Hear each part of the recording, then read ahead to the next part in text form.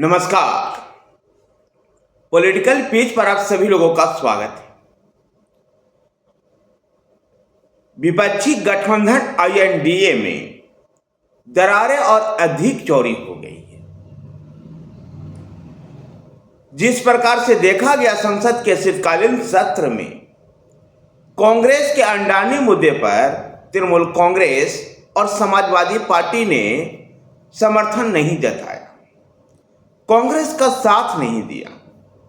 इसके पीछे बड़ा कारण बताया जा रहा है कि ममता बनर्जी बंगाल में चुनाव को देखते हुए कांग्रेस नेतृत्व से दूरी बनाकर चल रही है और कांग्रेस से नाराज भी बताई जा रही है। इस बीच आईएनडीए गठबंधन में जिस प्रकार से दरारें चौड़ी हुई है, उसको देखते हुए तमाम विपक्षी दलों ने कांग्रेस को आत्मनिरीक्षण की सलाह दे रही है। दरअसल महाराष्ट्र हरियाणा में चुनाव हार के बाद आईएनडीए में कलह मची। कई राजनीतिक विश्लेषक भी और तमाम विपक्षी दल भी इस बात को मानते हैं कि हरियाणा और महाराष्ट्र में कांग्रेस का अति आत्मविश्वास इन दोनों राज्यों में कांग्रेस की हार का कारण बना। ऐसे में आईएनडीए का नेतृत्व कौन करेगा, जो सवाल चुनाव से पहले भी था और चुनाव के बाद फिर से इस तरह का ही सवाल उत्पन्न खड़ा हो। ममता बनर्जी ने एक इंटरव्यू में कहा है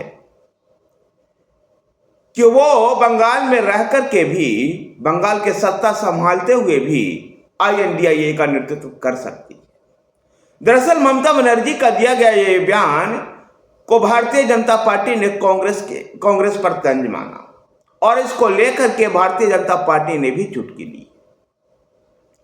ममता बनर्जी ने कहा है कि मौका मिलने पर वो आईएनडीए का नेतृत्व बंगाल में रहकर भी कर सकती है। साथ ही उन्होंने इस बात को भी कहा कि वो बंगाल छोड़कर कहीं नहीं जा रही। दरअसल जिस प्रकार से लोकसभा चुनाव के बाद कांग्रेस 99 सीटें जीत करके जिस प्रकार का एक मोमेंटम बनाने की कोशिश कर रही थी, महाराष्ट्र हरियाणा के विधानसभा चुनाव में उसको करारी झटका लगा।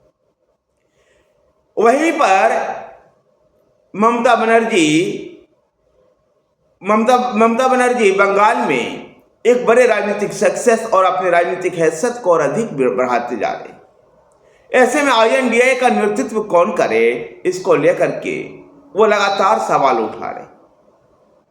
उधर महाराष्ट्र में महाविकास आघाड़ी जो आईएनडीए का हिस्सा था, उसमें भी दरार पड़ती हुई दिखाई दी।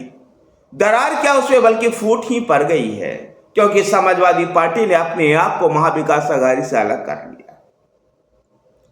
यह वाकया जब सामने आया, जब 6 दिसंबर को बाबरी विध्वंस पर शिवसेना यूबीटी के नेता उद्धव ठाकरे के द्वारा बाबरी विध्वंस को ढाए जाने पर गर्व महसूस करने को लेकर जो पोस्टर जारी हुआ, उसके बाद समाजवादी पार्टी के प्रदेश अध्यक्ष अबू आजमी ने कहा कि बाबरी विध्वंस को ढाए जाना शर्मनाक विषय था और शिवसेना अगर इस पर गर्व महसूस करती है तो हम उनके साथ कैसे रह सकते हैं।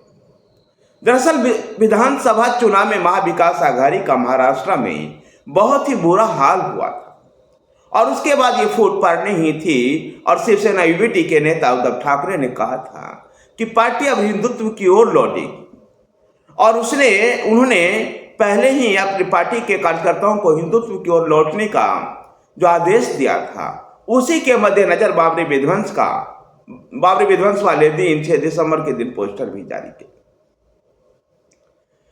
जहां महाराष्ट्र में तीनों ही पार्टियां का, महाविकास आघाड़ी के तीनों प्रमुख पार्टियां, चाहे वो शिवसेना यूबीटी हो, कांग्रेस हो या एनसीपी शरद पवार हो, सबका बुरा हाल था।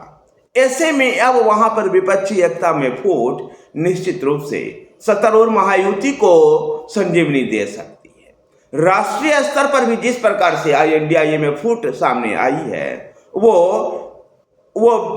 नरेंद्र मोदी सरकार और भाजपा के लिए संजीवनी हो सकती है।